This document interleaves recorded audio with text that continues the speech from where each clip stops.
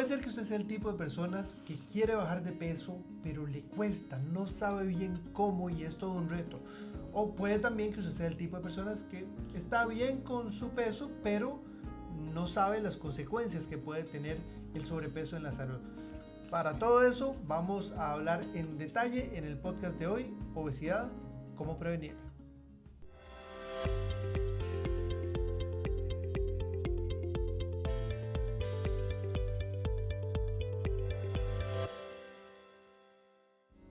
Hoy estamos con el doctor David Porras, experto certificado en obesidad y patologías asociadas.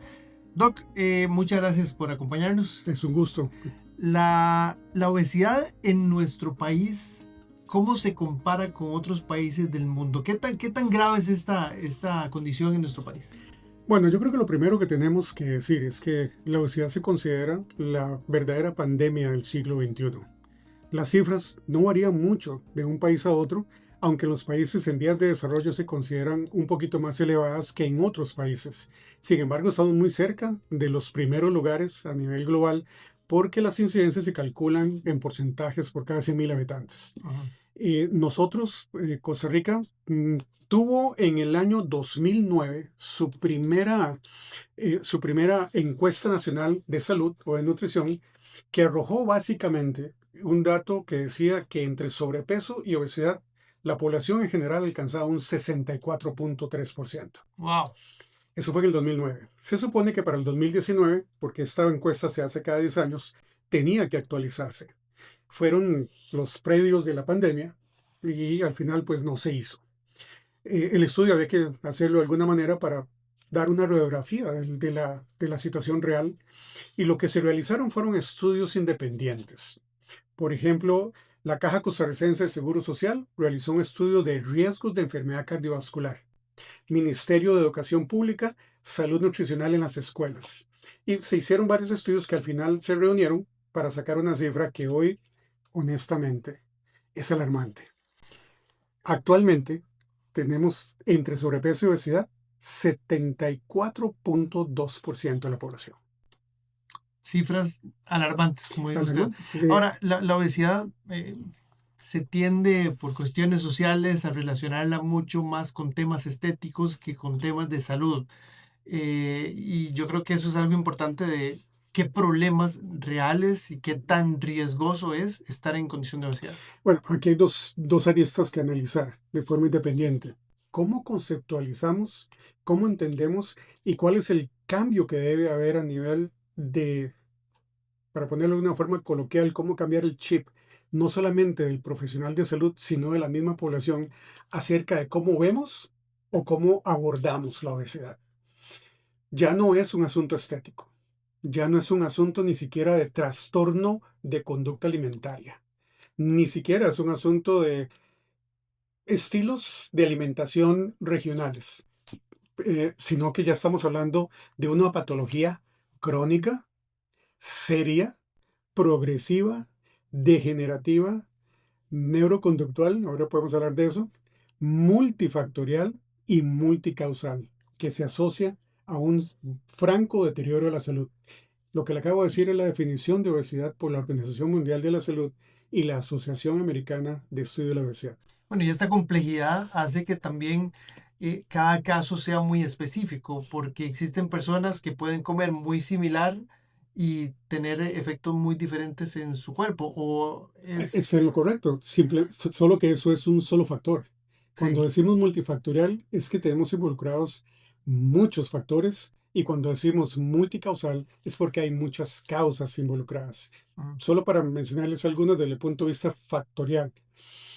Disruptores endocrinos, personas con trastornos de tiroides o metabólicos en general asociados a hormonas, pueden tener una respuesta más sensible a alimentos y menos sensible al tratamiento. O sea que la obesidad no solamente es que como esto, ¿No? sino que ese puede ser uno de los factores. ¿Qué otros factores además de la alimentación? Bueno, hoy sabemos por los estudios clínicos que las horas de sueño están muy involucradas con la ganancia de peso. Cualquier persona que duerma menos de 5 horas aumenta la producción de unas hormonas que produce el mismo tejido grasoso, que se llaman adiponectinas proinflamatorias, no importa el nombre. Es una hormona que hace que el tejido adiposo se expanda. En resumidas cuentas, si alguien duerme menos de 5 horas, tiende a ganar peso. Que son cosas que uno nunca piensa. ¿Cómo va a estar relacionado el sueño con la obesidad? Y, Correcto. Otros estudios han arrojado datos muy interesantes acerca de la relación del desarrollo del tejido adiposo con la microbiota intestinal. Un desbalance en la microbiota intestinal favorece la mala digestión o el mal tránsito intestinal y eso hace que se aumente el peso también. Los factores emocionales, ni para qué decirlo. El estrés es un gran productor del cortisol y el cortisol es la hormona que se encarga de destruir el tejido adiposo en el cuerpo. Obviamente, los malos hábitos o los hábitos que no son saludables, una vida sedentaria, que aquí tenemos que hablar mucho de cómo han cambiado incluso nuestras costumbres y en una de las poblaciones que probablemente podemos hablar más adelante, que es la infantil, OMS recomienda que un niño o un joven no debería tener más de 2 horas de pantalla extra escolar. Pero cuando en mi época jugábamos en la calle, quedó escondido ladrones y policías, ¿no? Ahora pasan horas sentados frente a la pantalla con los juegos electrónicos. Eso disminuye el consumo metabólico, pero siguen comiendo igual. ahora, ¿también la genética juega dentro de estos factores? Y de hecho es otro de los factores que están considerados y pues obviamente bien estudiados. Actualmente sabemos que hay más de 100 losis, que son grupos de genes que regulan justamente el desarrollo del tejido adiposo. Y por eso vemos en una familia una con textura robusta y en otra familia pues con texturas menos robustas.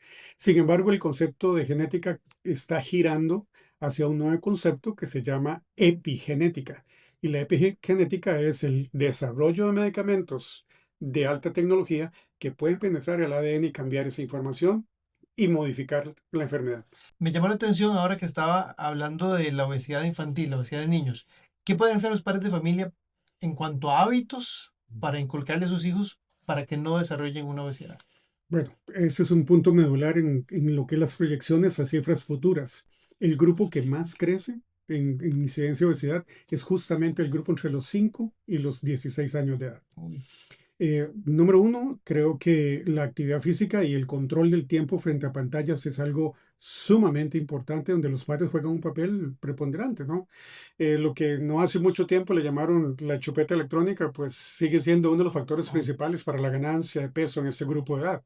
Permitir que los niños simplemente jueguen el tiempo que quieran, no poner restricción a la hora de acostarse, no tener un horario de uso de pantallas, por ejemplo. Y la otra es la promoción de la actividad física. O sea, ajá. manejar tiempos donde tengan pausas activas, salir, que se muevan y no pasar tanto tiempo. Obviamente hay que considerar la alimentación saludable. Porque eso, al final del día, fíjate que eso no es tan complicado.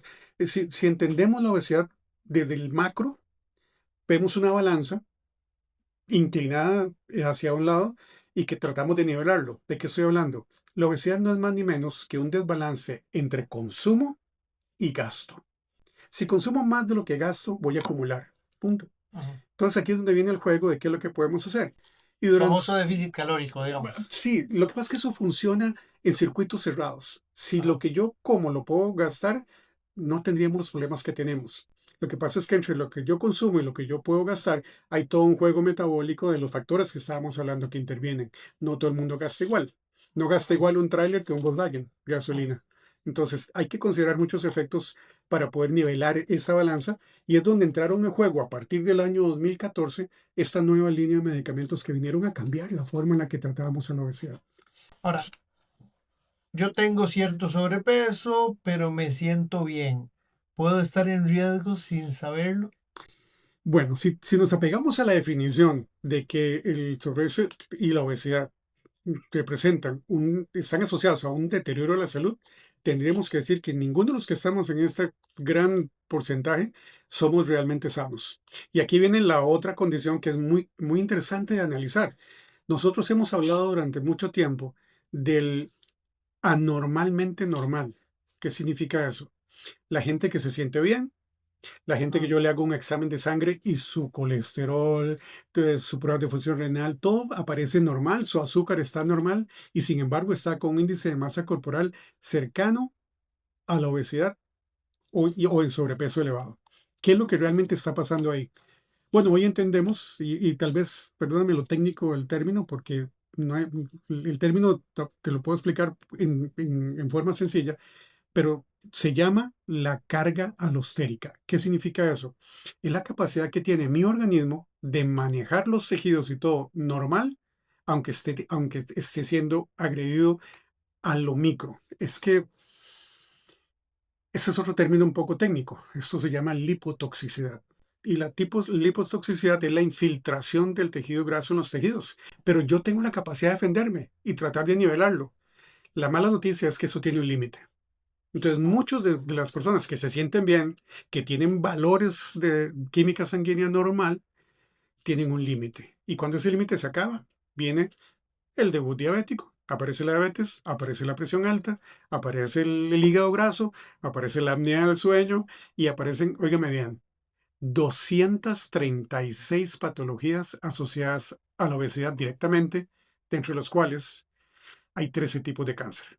Ahora bien, entonces es importante una serie de mediciones y exámenes que de hecho en la valoración inicial que se hace en el programa de Sana Sana, hay evaluaciones, exámenes que se hacen para determinar si alguien está en peligro de estar en obesidad o tener estos riesgos.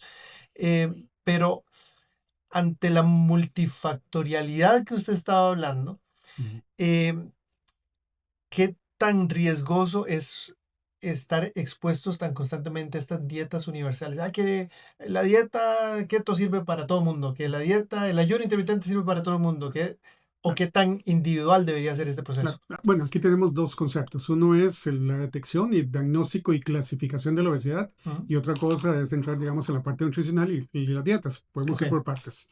Desde el punto de vista de mediciones, clásicamente habíamos utilizado el índice de masa corporal como el indicador y el clasificador de la enfermedad como obesidad grado. Bueno, primero, sobrepeso. Ujú. Dicho sea paso, ya cambió la terminología. Ya no lo llamamos sobrepeso. Ahora se llama preobesidad, Ok. como sucedió con la hipertensión, que te decían, bueno, presión arterial límite. No, ahora se llama prehipertensión. Ok. Así como diabetes, ¿verdad? Hay una prediabetes. Ahora estamos en esa misma dimensión. Ok. Que es, digamos, luz amarilla. Se empieza Yo a diría ver anaranjado. cierto. Anaranjado. Ok. Sí. Entonces, el índice de masa corporal solamente me decía a mí qué tan grande estaba el paciente. Ujú. Medidas adicionales, como la bioimpedancia, donde se mide el porcentaje de grasa corporal, el porcentaje de grasa Visceral. visceral, el Entre los porcentaje de órganos. grasa intramuscular, el porcentaje de agua, el porcentaje de músculo Ujú. real, o sea, ya me da a mí un panorama completamente amplio. Ujú. De hecho, solo para ilustrar con un ejemplo típico, cómo el IMC ya no, o el índice de masa corporal ya no es tan útil, si yo tomara un luchador de estos de la famosa lucha libre de los Estados Unidos, de metro 90 y 300 libras de peso, y lo subo a una báscula y le hago un índice de masa corporal, adivine qué, me va a caer en obesidad. Ja. No. Porque el índice de masa corporal es una ecuación matemática que relaciona altura con peso. Pero si yo agarro a estos luchadores y le hago una determinación de grasa corporal, me va a salir por debajo del 10%. Entonces yo no puedo hablar de obesidad de ahí, aunque tenga un índice de masa corporal obeso. Puedo no verme con sobrepeso y tener condiciones de sobrepeso. Y sí, esos son los que llamamos pequeño por fuera, pero grande por dentro. Ok. Así. Porque y eso se ve mucho en el adulto mayor, donde hay lo que llamamos sarcopenia, que es la pérdida de la masa muscular. Ujú. Ese espacio lo ocupa el tejido adiposo, porque el Ujú. metabolismo del adulto mayor es un poquito más lento. Pero bueno, como te decía, ahora estamos viendo más allá del índice de masa corporal, el porcentaje de grasa total, el porcentaje de grasa visceral, el porcentaje de grasa periarterial, el porcentaje de grasa peripicárdica, perirenal. Tenemos grasa en todo lado. Me suena a que si yo soy una persona que quiero entrar en un proceso de pérdida de peso, no hay como una receta universal y que lo más indicado es primero saber cómo estoy por dentro. Yo creo que no podemos tratar ninguna enfermedad si no hacemos un diagnóstico primero. Ujú. Y la evaluación inicial es crucial cuando es completa. Para mí, digamos, la bioimpedancia nos da los datos que queremos. porque se relaciona con el género, con la edad, con la altura, con el peso, con porcentaje de grasa, con porcentaje de músculo, y luego pasamos a la segunda parte, que es la que mencionábamos, la parte nutricional. Tenemos que analizar cuál es el hábito alimenticio de los pacientes. Ujú. Nosotros, y eso lo voy a decir de manera muy general, la cultura latinoamericana, eso de Río Bravo hacia el sur, Ujú. hemos aprendido a comer para llenarnos y no para nutrirnos. Y aquí no quiero ir a una caja de Pandora porque también tendríamos que hablar de los diferentes tipos de alimentación que existen. Si uno cree que solamente un tipo de alimentación hay, yo creo que es hora de pensarlo un poquito mejor, porque está la alimentación fisiológica, la que yo consumo para nivelar mi nivel de energía, o sea, glucosa, la alimentación hedónica, que es la alimentación que aunque ya tengo mi nivel de glucosa establecido, sigo comiendo solo porque está bien rico. Y ahora tenemos un tercer concepto de alimentación mediada por microbiota. Cuando está alterada la microbiota intestinal, el intestino no tiene le llamaron el segundo cerebro en algún momento. Ujú.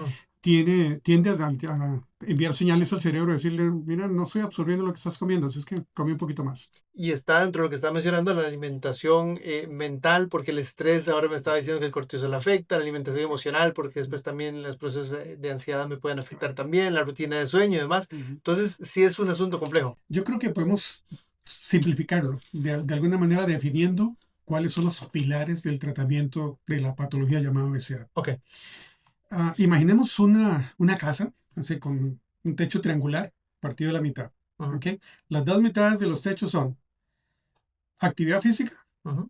y hábitos alimenticios, Ok. que dijimos al principio que era lo que causaba el desbalance, ¿verdad? Entre Ujú. consumo y gasto. Ok. Pero los pilares que sostienen ese techo son, uno, soporte cognitivo-conductual. ¿Qué significa eso? Hoy entendemos que muchas de las personas que tienen trastornos de obesidad tienen en su origen aspectos estrictamente psicoafectivos, Ok. que lo creíamos o lo mencionamos de forma, digamos, somera cuando decían es que yo como por ansiedad. Bueno, ese es solo uno de los múltiples factores Ujú. cognitivo-conductuales que afectan la alimentación de una persona. Así que uno de los pilares del tratamiento es y debe ser, y todas las normas y los protocolos internacionales lo han definido como tal, es un soporte cognitivo-conductual, que generalmente lo llevan a cabo psicólogas específicamente capacitadas para tratar pacientes que viven con la enfermedad. Ok. Lamentablemente, la obesidad ha sido una de las pocas enfermedades que se da el lujo de ser normalizada Ujú. y a la misma vez ser estigmatizada. Porque el bullying es terrible para los adolescentes. Y el conceptito del gordo feliz, olvídelo, eso no existe.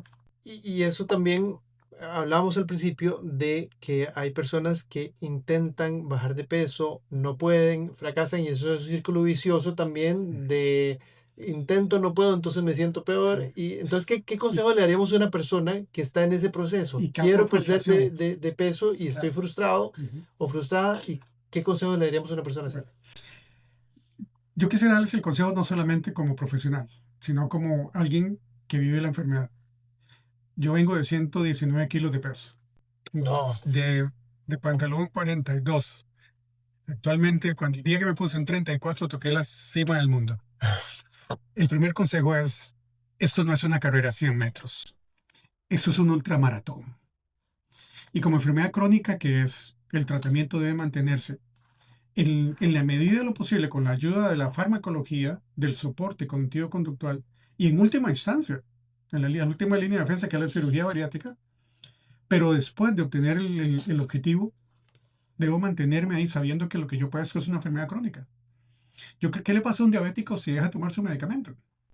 ¿Qué le pasa a un hipertenso si deja de tomar el medicamento? Ujú. Si la obesidad es una enfermedad crónica de la misma categoría, tenemos que mantenernos no en tratamiento necesariamente farmacológico, sino en un cambio de mentalidad hacia los hábitos alimenticios saludables, hacia los estilos de vida saludables. Doc, creo que este es un tema que nos da como para 10 podcasts más, de verdad que sí. Ya. Muchas gracias, fue una pincelada por la parte de prevención de obesidad Ujú. y concientización de todos los factores que pueden estar Claro. ligados a la misma y Ujú. que pueden afectar nuestra salud. Para más información, 7262-7262, para ingresar al programa Sana Sana, tener en su valoración inicial una valoración precisamente de esta parte también de obesidad y luego un tratamiento personalizado de cómo poder atacar este tema. Doc, muchísimas gracias. Encantado. Muy gusto.